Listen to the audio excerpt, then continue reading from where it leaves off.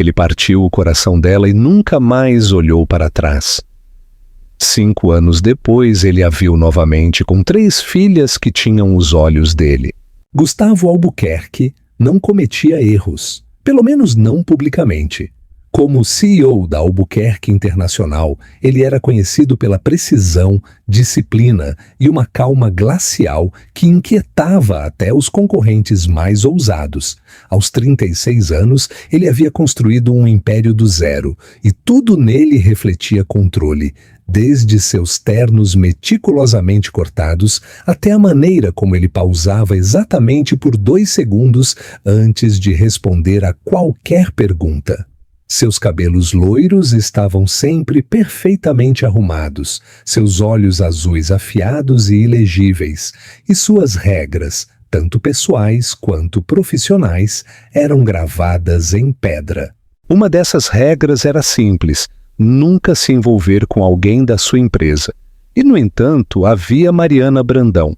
Ela havia entrado em sua vida discretamente como sua assistente executiva, profissional, organizada, discreta. Com cabelos castanhos suaves, olhos azuis calmos e uma presença constante, ela nunca tentou impressionar ou flertar. Ela simplesmente fazia seu trabalho melhor do que qualquer outra pessoa jamais havia feito. Foi isso que a tornou perigosa. Ela nunca cruzou uma linha, nunca pediu nada, e essa contenção o intrigava muito mais do que a ousadia jamais poderia. A conexão deles se construiu em silêncio, através de noites tardias no escritório, olhares que duravam um segundo a mais, a maneira como ela sabia o que ele precisava antes que ele pedisse. Não houve uma grande faísca, apenas uma atração lenta e inegável. Tudo culminou em Londres. Eles estavam lá para uma conferência de investimentos de 1 semana, e as horas eram exaustivas. Na 4ª noite, após um longo dia de apresentações e networking, Gustavo convidou Mariana para jantar, não em um restaurante de hotel, mas em um bistrô tranquilo e escondido, longe do burburinho corporativo. Ele disse a si mesmo que era profissional. Ela provavelmente disse a si mesma o mesmo, mas o vinho fluiu, a conversa deles se suavizou, e quando eles saíram para o ar fresco da noite, algo mudou. Ela olhou para ele, e pela primeira vez ele não desviou o olhar. Os olhos deles se encontraram por muito tempo, e quando ele a beijou, não foi calculado, foi instinto, urgente, necessário. Ela o beijou de volta e, naquele momento, o mundo que ele havia construído em torno de regras e imagem se dissolveu. Eles passaram a noite juntos. Foi mais do que físico, foi cru, sem filtros e assustadoramente real. Na manhã seguinte, tudo mudou. Ele não disse muito. Mal olhou para ela durante o voo de volta. No momento em que pousaram em São Paulo, o muro estava de volta, mais espesso do que nunca. Mariana não o pressionou. Ela voltou para sua mesa, fez seu trabalho e não disse nada. 3 dias depois, ele a chamou em seu escritório. O rosto dele era ilegível, sua voz monótona. Cruzamos uma linha, ele disse. Foi antiprofissional. Não pode acontecer de novo. Ela permaneceu parada, em silêncio. Quero manter as coisas claras.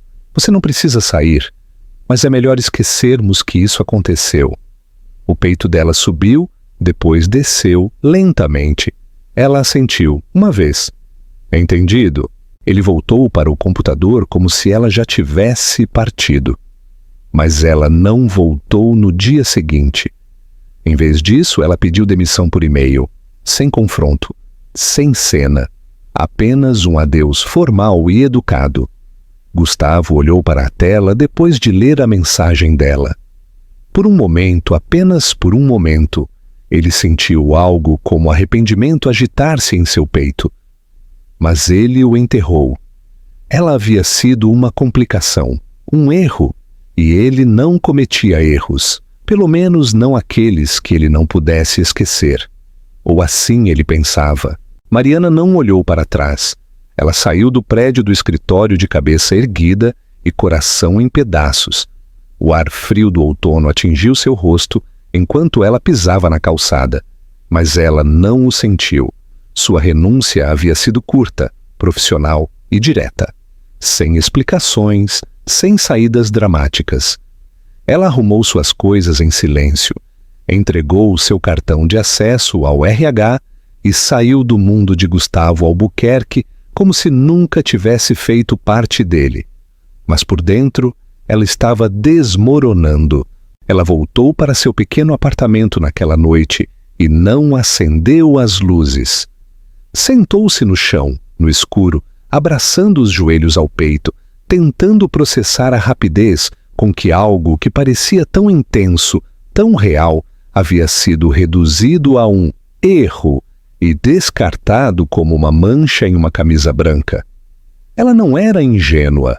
Sabia que relacionamentos de escritório eram um território perigoso, especialmente com alguém como ele. Mas ela havia acreditado, mesmo que por um breve momento, que o que acontecera em Londres significava algo mais. E essa crença agora parecia a mais cruel das tolices. Os dias se confundiram. Ela se candidatou a novos empregos, atualizou o seu currículo e tentou ignorar o vazio roedor em seu peito. Mas então, 2 semanas depois, tudo mudou. Ela acordou sentindo-se estranha, cansada de uma maneira que não parecia normal, o estômago inquieto, o corpo desequilibrado. Ela descartou isso no início, culpando o estresse e o sono ruim. Mas quando a sensação persistiu, um medo silencioso começou a crescer. Uma ida à farmácia. Um único teste. 2 linhas cor-de-rosa.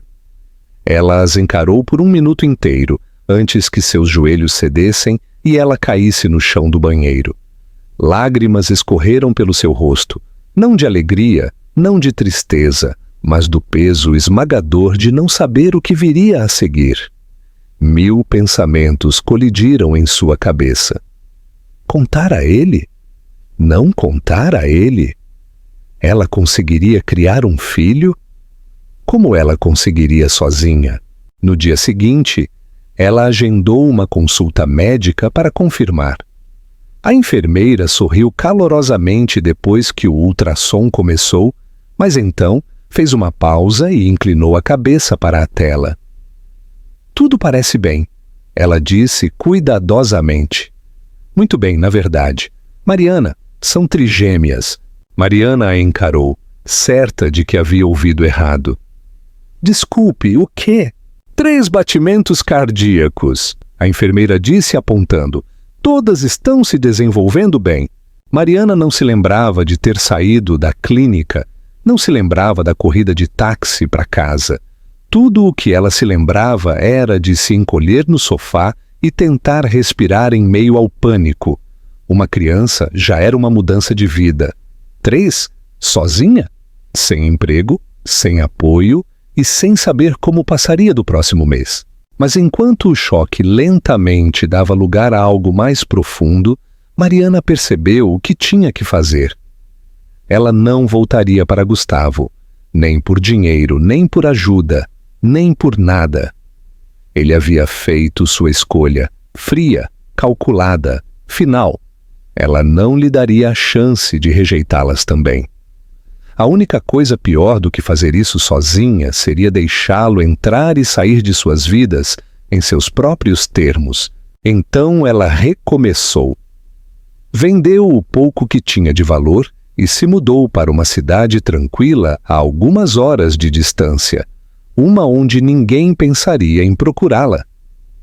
Ela encontrou uma pequena e velha casinha na beira de um bairro rural e começou a trabalhar remotamente, pegando trabalhos de escrita freelance, editando artigos, fazendo o que podia em casa. Ela aprendeu a orçar cada centavo, leu todos os livros sobre parentalidade que conseguiu encontrar. ela construiu um sistema de apoio do zero. Uma vizinha gentil que oferecia caronas, uma professora aposentada que a ajudou a se inscrever em programas sociais, uma igreja local que doava suprimentos para bebês. A gravidez foi difícil, seu corpo doía constantemente e ela vivia com medo de complicações, mas a cada mês que passava, o medo se suavizava em algo mais forte, a determinação. O dia em que suas filhas nasceram, Sofia, Bela e Júlia, foi o dia mais aterrorizante e bonito de sua vida. Elas vieram cedo, mas eram guerreiras, minúsculas e ferozes, com tufos de cabelo loiro pálido e olhos incrivelmente azuis. Mariana chorou na primeira vez que segurou as três juntas, não de exaustão, mas de algo que parecia um propósito finalmente tomando forma. Ela não pensava mais em Gustavo. Não conscientemente, pelo menos. Às vezes, nos momentos de silêncio, quando ela embalava um bebê para dormir enquanto os outros se mexiam em seus berços, ela se perguntava o que ele diria se as visse. Ele reconheceria seus próprios olhos? Ele sentiria culpa, orgulho, amor? Mas ela nunca se permitia demorar nessas perguntas por muito tempo. Ela havia escolhido seu caminho, e agora ela não era apenas Mariana Brandão. Ela era mãe de 3 filhas, e elas eram o seu mundo inteiro. Os anos se passaram lenta e impiedosamente. Cada dia se fundia no próximo enquanto Mariana se ajustava ao ritmo implacável da maternidade, multiplicada por 3. A vida não era apenas difícil, era exaustiva até os ossos, o tipo de exaustão que nunca realmente saía do seu corpo, mesmo durante o sono. A casinha para onde ela se mudou era pequena, mas segura, escondida na beira de uma cidade sonolenta, onde ninguém fazia muitas perguntas. Os vizinhos eram gentis, como as pessoas de cidades pequenas costumam ser, discretamente prestativos sem serem intrometidos. E Mariana, antes inteligente, ambiciosa e elegantemente vestida de salto alto, agora vivia em moletons manchados de mamadeira, o cabelo sempre preso em um coque bagunçado, as mãos sempre cheias. As meninas, Sofia, Bela e Júlia, cresceram rápido, rápido demais. Em um momento eram bebês frágeis que não conseguiam levantar a própria cabeça. E no seguinte eram crianças com opiniões, vozes e energia ilimitada. Mariana as amava com uma profundidade que às vezes a assustava. Cada uma delas carregava algo de Gustavo em suas feições. O delicado cacho de cabelo ao redor das orelhas, a curva de seus maxilares, a clareza de seus olhos, mas nenhuma delas tinha o silêncio dele. Suas filhas eram barulhentas, expressivas e cheias de vida. Elas falavam umas sobre as outras, cantavam canções sem sentido, exigiam mais cereal do que ela tinha na despensa e enchiam a casa com algo que ela nunca tivera antes: som. Mas mesmo em toda essa alegria, havia solidão. Mariana nunca admitiu em voz alta, mas havia noites em que ela se sentava no escuro depois que as meninas adormeciam, observando a chuva bater nas janelas e se perguntando se alguém mais no mundo se lembrava dela. Ela não se arrependia de sua decisão, manter as meninas, deixar Gustavo, recomeçar, mas o isolamento desgastava seu espírito como a erosão. Não havia ninguém para se apoiar quando uma criança estava doente e as outras estavam gritando. Ninguém para ajudar às 3 da manhã quando a energia acabava e os bebês choravam no escuro. Ninguém para compartilhar as pequenas vitórias, como a primeira vez que Sofia disse "mamãe", ou quando Júlia contou até 10 sem ajuda. Ainda assim, ela sobreviveu. Encontrou trabalho como editora online e professora de arte em meio período no centro comunitário local. Ela pintava tarde da noite, quando as meninas estavam dormindo, usando materiais antigos e telas doadas. Sua arte não era mais abstrata ou experimental.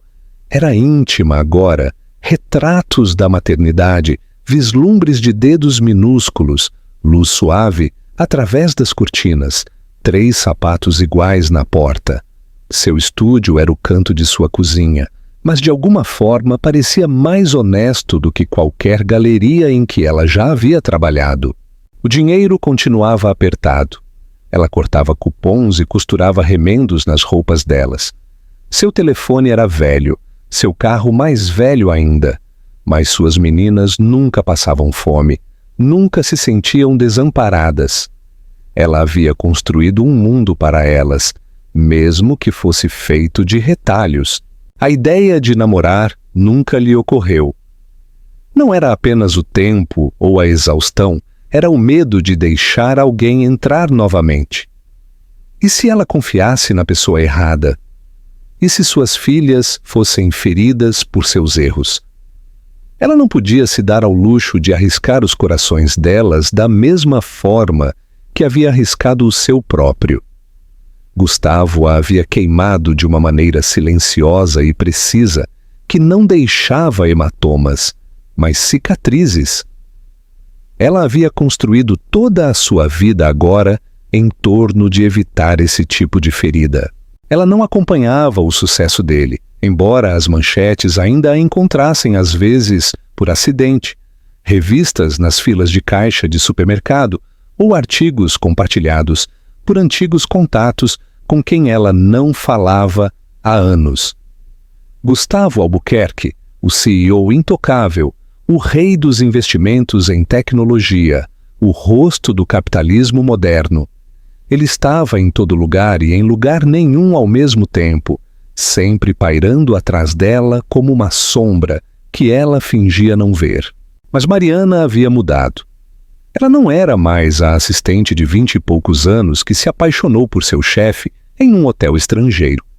Ela era mãe, sobrevivente, uma mulher que carregava seu mundo inteiro na forma de 3 garotinhas com cabelos emaranhados e dedos pegajosos. E se houve momentos em que ela se sentou em silêncio e se perguntou o que poderia ter sido, se ele tivesse ficado, se ele tivesse se importado, se ele tivesse tentado, ela nunca deixou que esses pensamentos criassem raízes. Ela havia feito as pazes com ser esquecida, ou pelo menos ela pensava que sim. Mas o destino tem uma maneira estranha de trazer de volta o que enterramos mais profundamente.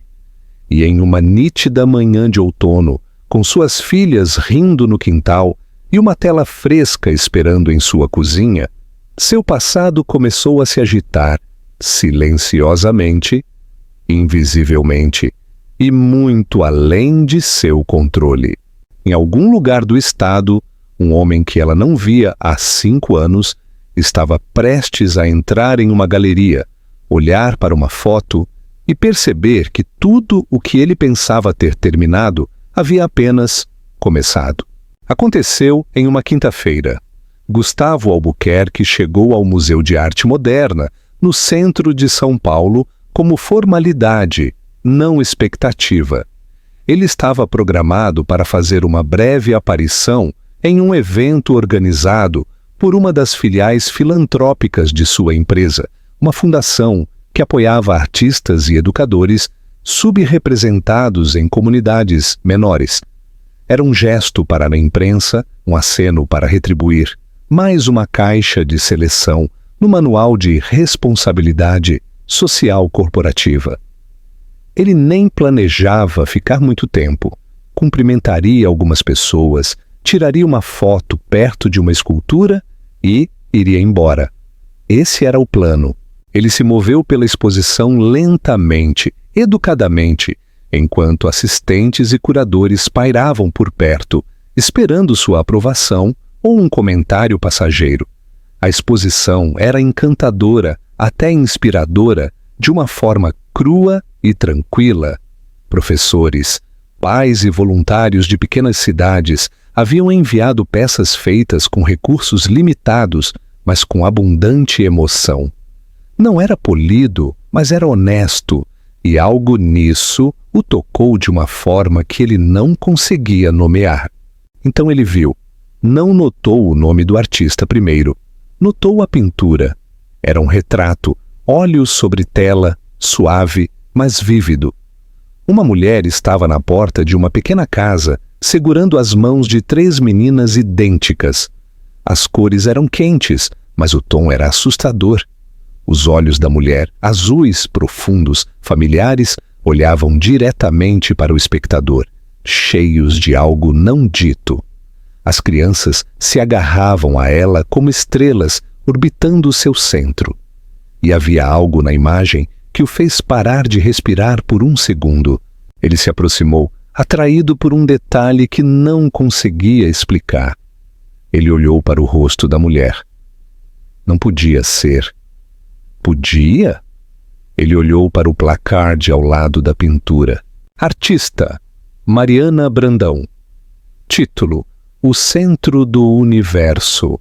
Local: Vale Florido, São Paulo. Seu mundo parou. Uma enxurrada de memória o atingiu. Londres. Os olhos dela à luz de velas. A sensação da mão dela na dele. O momento em que ela saiu de seu escritório pela última vez. Ele havia enterrado aquele capítulo tão profundamente que parecia irreal vê-lo ressurgir novamente, não em conversa, mas na tela. Ele olhou de volta para a pintura. A mulher era ela, não havia dúvida. E as meninas? As meninas tinham cachos loiros, suaves, rostos ovais pequenos e olhos azuis surpreendentemente familiares, não os dela. Os dele. Gustavo sentiu algo dentro dele desmoronar. Ele recuou ligeiramente, como se a pintura o tivesse atingido. Uma assistente notou sua súbita imobilidade e se aproximou. Sr. Albuquerque, está tudo bem? Ele não respondeu. Já estava se movendo, andando pela linha de obras de arte até encontrar uma pequena seção, com bios e declarações de artistas. Lá estava de novo o nome dela, a foto dela. Mariana, parada ao lado da pintura, sorrindo suavemente, usando um avental salpicado de tinta.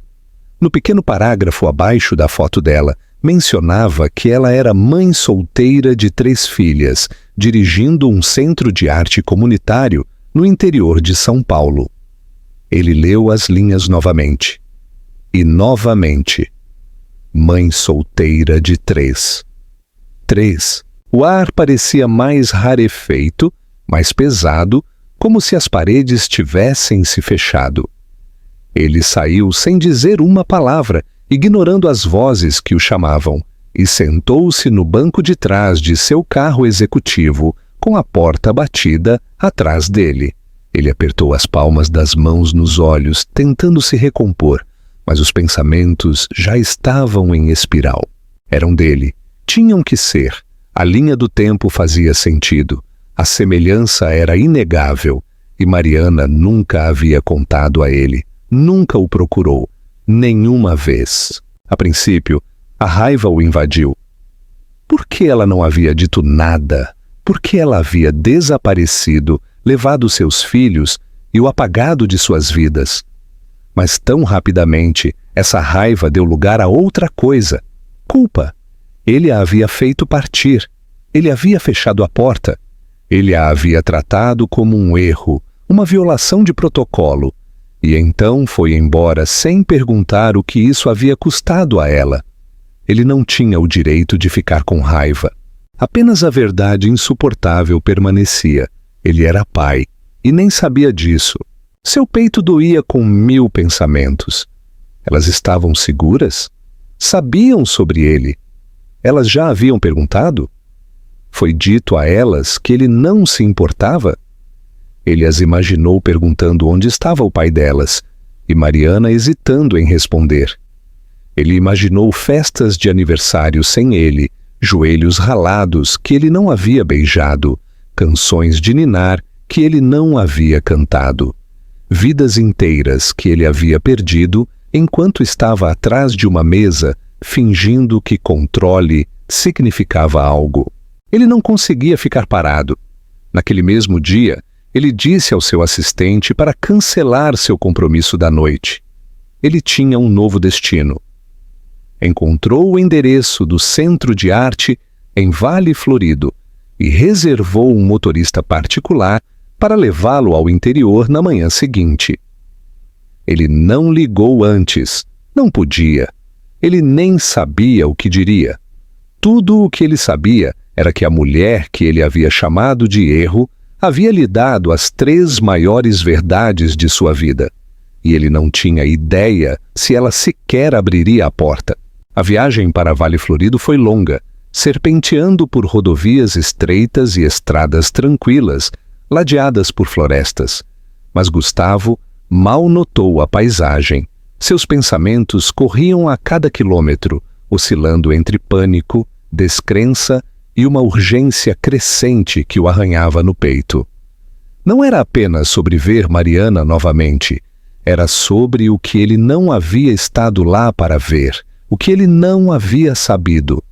Nenhuma reunião, nenhuma aquisição, nenhum contrato bilionário jamais havia feito suas mãos tremerem como agora. Ele era um homem conhecido pelo controle, mas agora se sentia completamente à deriva. Quando o carro parou no pequeno centro de arte na beira da cidade, seu terno parecia muito rígido, sua respiração muito superficial. O prédio era modesto, com um mural pintado em um dos lados, cores vivas, impressões de mãos de crianças, formas lúdicas. Havia algo desarmadoramente puro nisso. Um lugar construído para a alegria, não para os negócios. Uma mulher saiu segurando uma prancheta, mas não era Mariana. Ele esperou até que ela entrasse antes de subir o caminho até a porta da frente. Ele hesitou. 5 anos de silêncio não poderiam ser desfeitos com uma batida. Mas ele levantou a mão de qualquer maneira e bateu. Passos, leves. A porta rangeu. Ela estava ali na porta, exatamente como ele se lembrava dela e completamente diferente ao mesmo tempo. Mariana parecia mais velha, sim, mas também mais forte. Seus cabelos castanhos estavam presos em uma trança solta, e seus olhos azuis se fixaram nos dele com reconhecimento instantâneo e cortante. Não havia surpresa em seu rosto, apenas quietude, como se ela esperasse que aquele momento chegasse eventualmente, mesmo que nunca admitisse para si mesma. Gustavo abriu a boca, mas nenhuma palavra veio. O que ele poderia dizer? Eu não sabia. Me desculpe.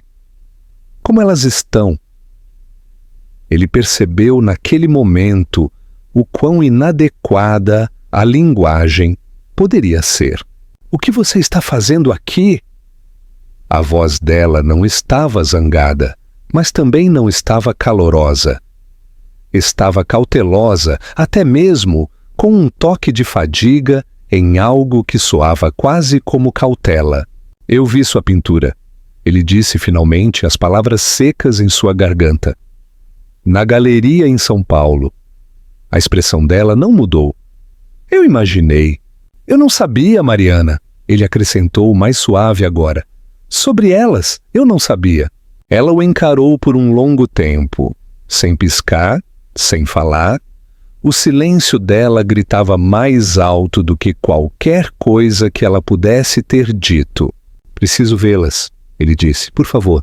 Elas não sabem quem você é, ela respondeu calmamente. Elas nunca perguntaram. Eu não lhes disse porque não achei que você um dia se importaria em saber. Isso não é justo, ele disse rapidamente, mas então se conteve. Por que era? Ela tinha todo o direito de se sentir assim. Ela abriu a porta um pouco mais. Elas estão nos fundos, ela disse, pintando, como fazem todas as manhãs.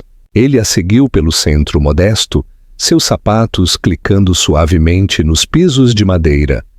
Obras de arte infantis cobriam as paredes, cores vivas, nomes rabiscados à mão, desenhos de casas, animais e às vezes corações desordenados.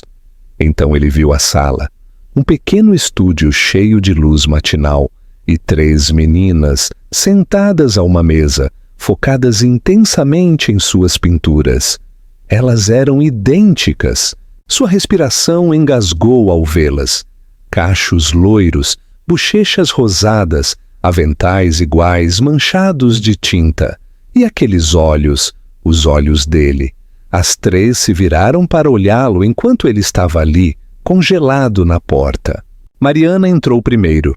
Meninas, ela disse gentilmente, temos um convidado. Elas o encararam com uma mistura de curiosidade e cautela. Não falaram, não sorriram, mas também não desviaram o olhar.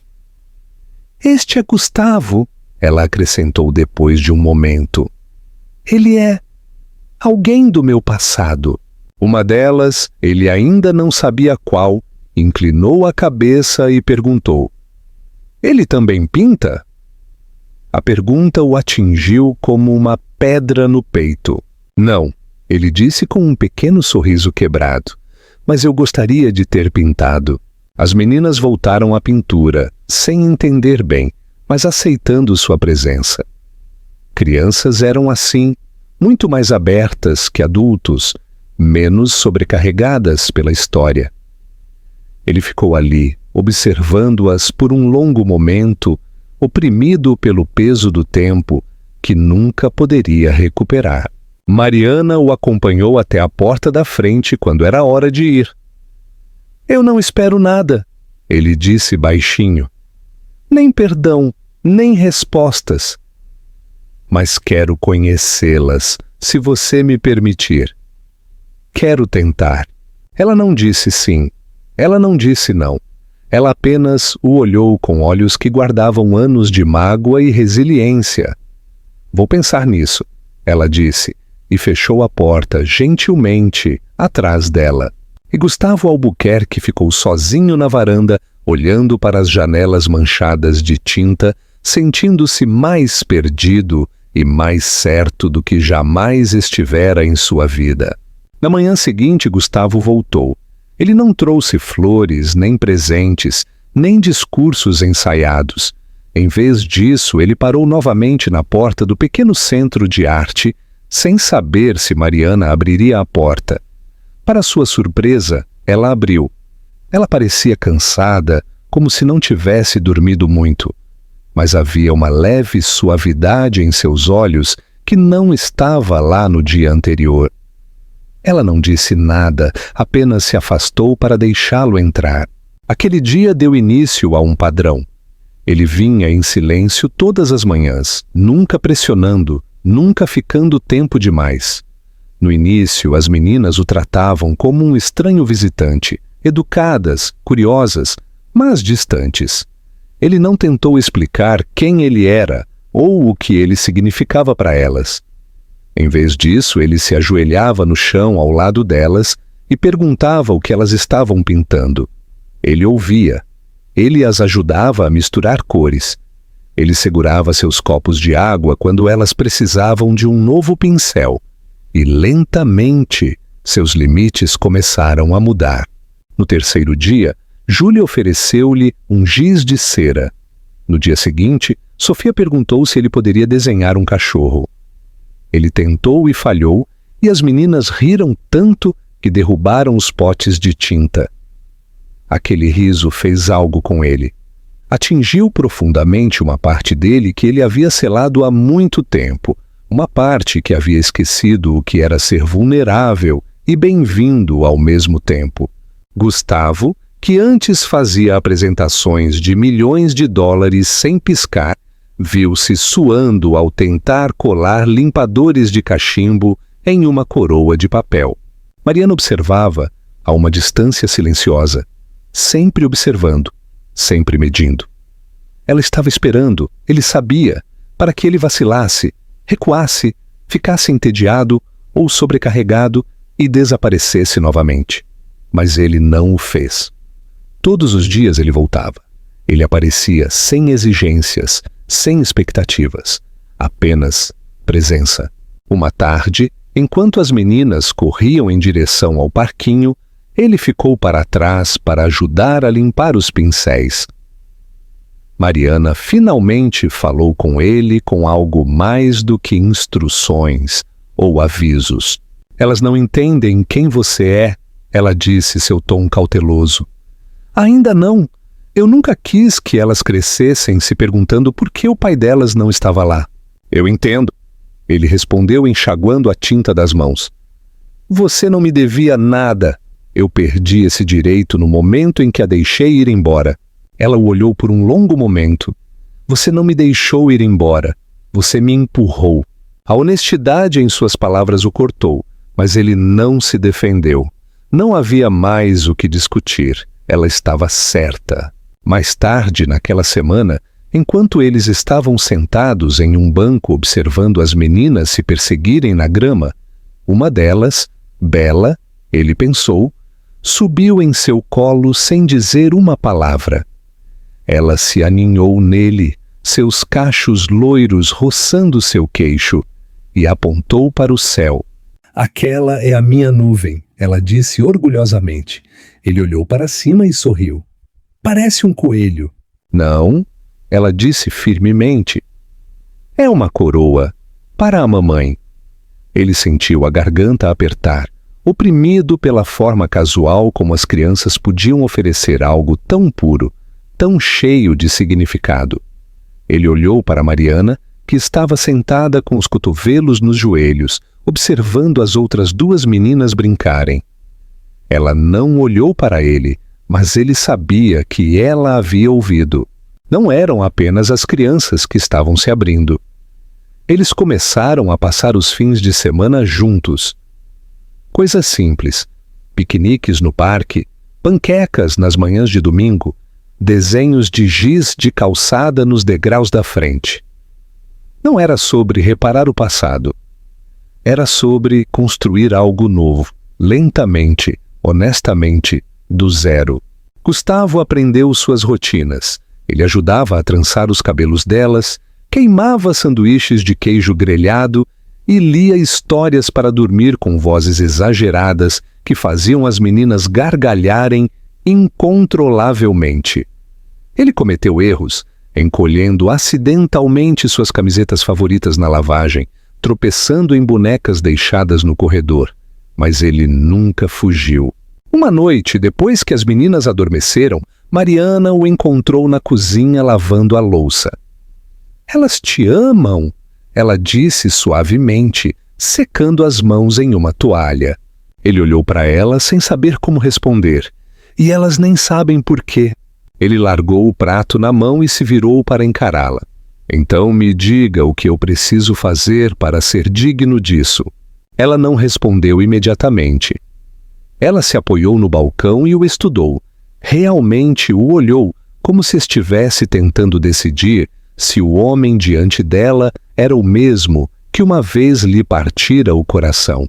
Você já está fazendo? Ela finalmente disse. E com isso, o espaço entre eles começou a diminuir. Não era perdão, ainda não. Mas era um começo. E para Gustavo, isso era tudo. O verão chegou suavemente a Vale Florido. As árvores ficaram mais cheias, os dias se estenderam e o riso das meninas ecoava mais frequentemente no quintal, onde a grama crescia um pouco demais e desenhos de giz cobriam o pátio. Gustavo havia começado a vir não apenas nas manhãs, mas a ficar durante as noites. Não era mais sobre provar algo. Havia se tornado um ritmo, natural, constante, não dito. As meninas o esperavam.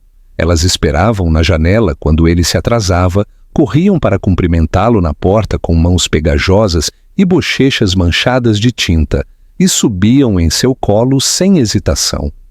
Elas ainda não sabiam a verdade completa, mas em suas mentes ele não era mais apenas Sr. Gustavo. Ele havia silenciosa e cuidadosamente se tornado parte de seu dia a dia. Ele as buscava na pré-escola, ajudava com seus pequenos projetos de arte, sentava-se durante os recitais de sua aula de dança e aplaudia mais alto do que qualquer um na sala. E Mariana, ela havia começado a se suavizar. Começou de pequenas maneiras. Ela sorria mais quando ele estava perto. Ela não recuava mais quando as mãos deles se roçavam ao passar um copo de água.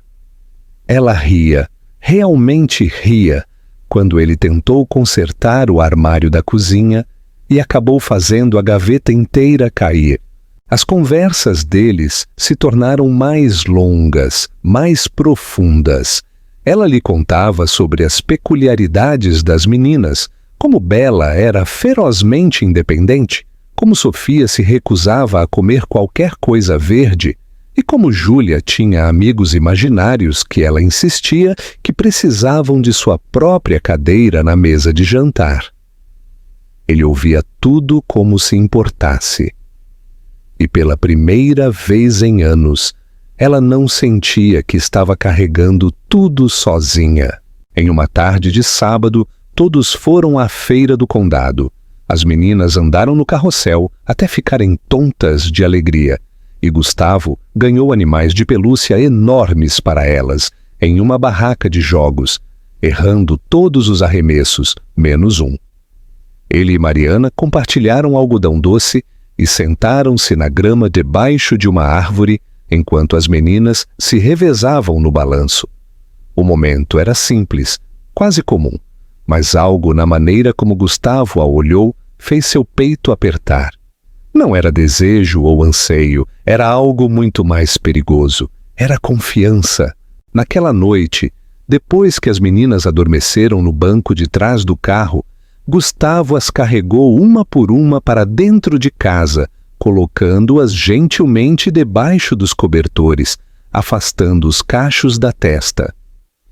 Mariana estava na porta do quarto que compartilhavam e o observava com um olhar que continha tudo o que ela não ousava dizer há anos.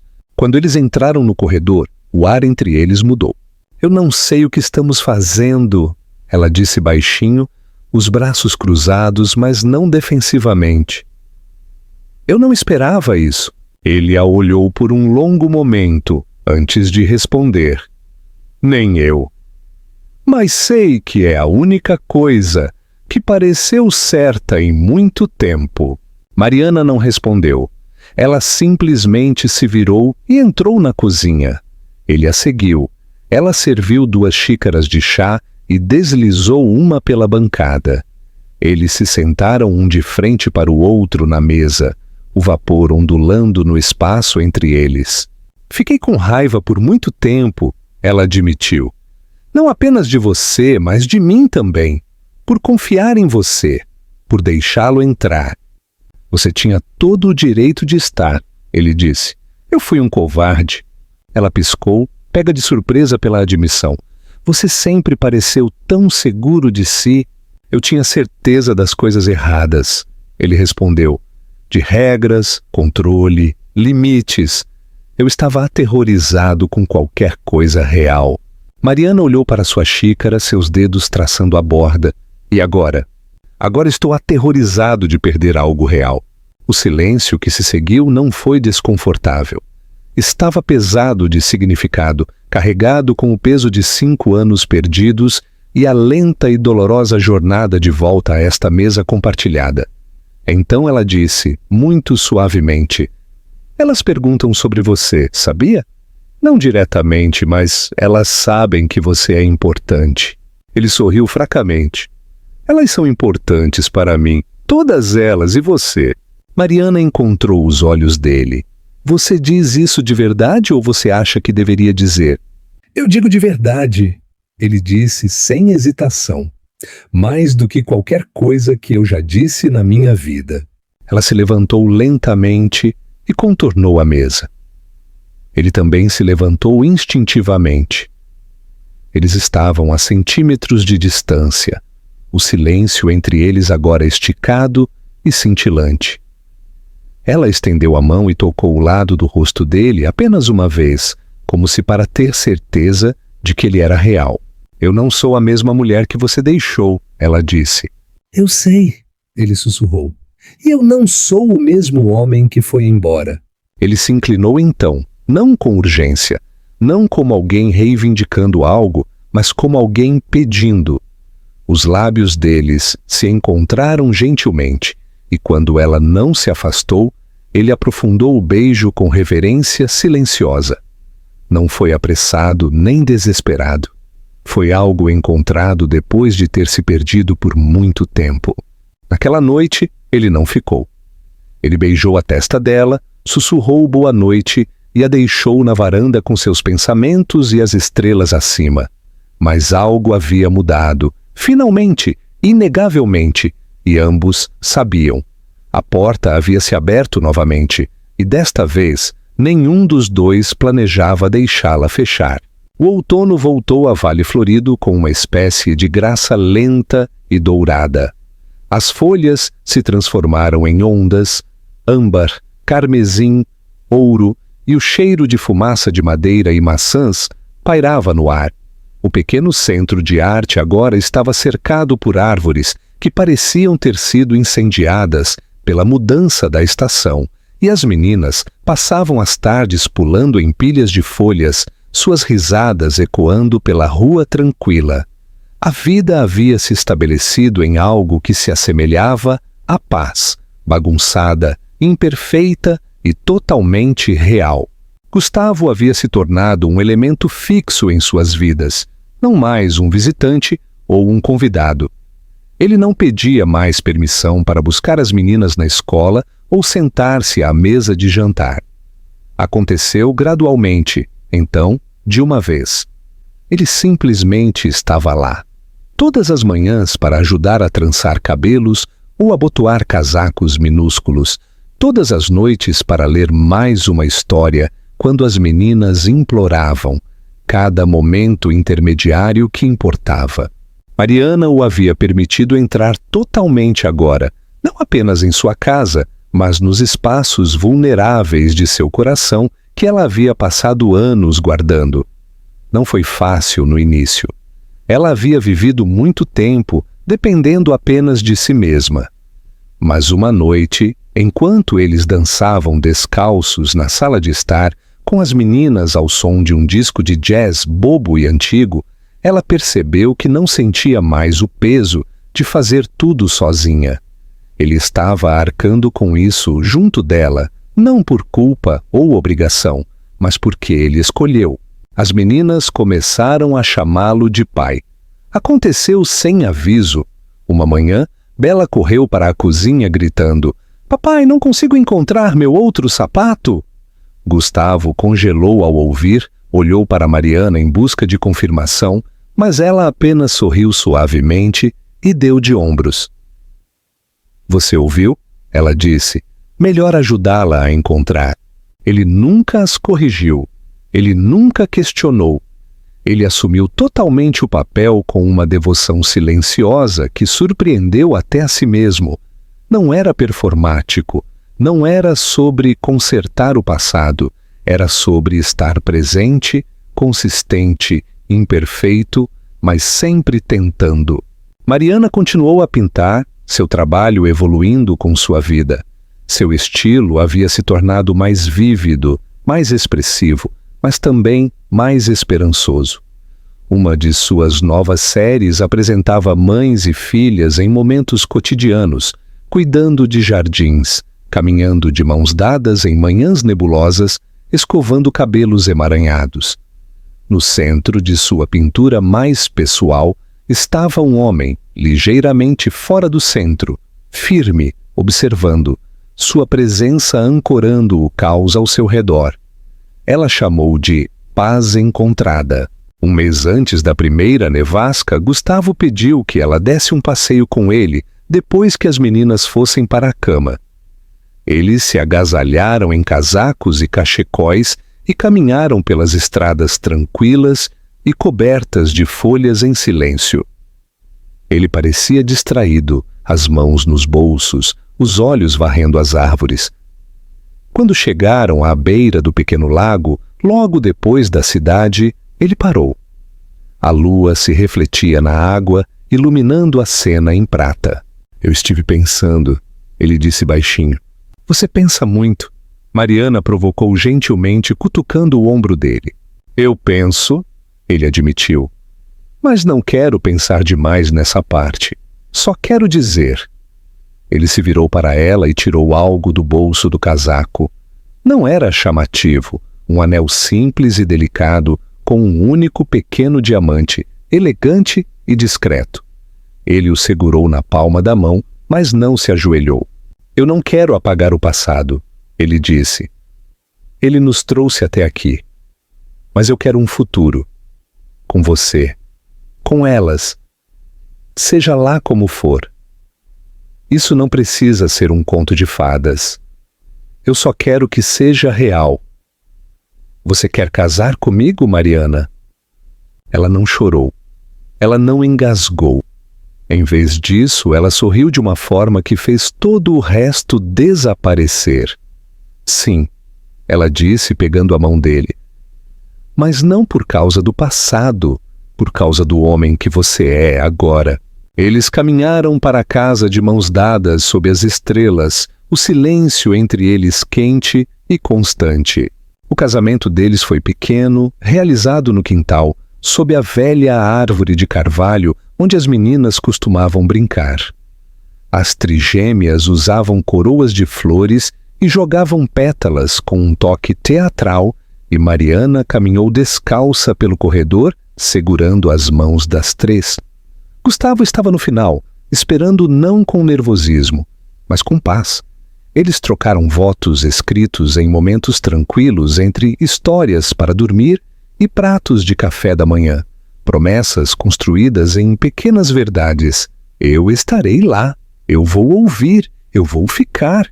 Depois as meninas insistiram para que todos dançassem juntos. E pela primeira vez, a família delas estava completa, em todos os sentidos possíveis. Não porque era perfeita, mas porque foi escolhida, dia após dia, contra todas as probabilidades. Nos anos seguintes, suas vidas permaneceram cheias de manchas de tinta, e meias desparelhadas e lancheiras perdidas, e lágrimas ocasionais. Mas também alegria, alegria profunda, tranquila, sustentável. Gustavo e Mariana construíram suas vidas não com grandes gestos, mas com pequenos, aparecendo, ficando, amando sem condição. E às vezes, quando Mariana se sentava na varanda com uma xícara de chá na mão, ouvindo as meninas rirem lá dentro e Gustavo cantarolando desafinadamente na cozinha, ela pensava em como ela, uma vez, temeu tanto aquela campainha tocar anos atrás. Agora ela não conseguia imaginar seu mundo sem ela. O final desta história não fala de fantasia, mas da verdade tranquila e poderosa de que o amor verdadeiro é construído, não resgatado. O que torna a conclusão tão comovente não é a reunião ou o pedido de casamento, mas a confiança conquistada, a lenta reconstrução do que uma vez foi descuidadamente quebrado. A transformação de Gustavo não é uma epifania repentina, mas uma escolha repetida, todos os dias, de ficar, de aparecer, de se tornar o homem que ele uma vez se recusou a ser. Mariana, por sua vez, não apenas perdoa, ela evolui. Ela não o aceita por nostalgia, mas porque ele prova que as pessoas podem mudar se estiverem dispostas a enfrentar o custo de quem costumavam ser. As crianças, a pequena cidade, a arte, tudo serve como espelhos de cura, não de curação. Esta não é uma história de pessoas perfeitas, mas de pessoas imperfeitas que pegam o longo caminho de volta umas para as outras. É isso que a torna bonita.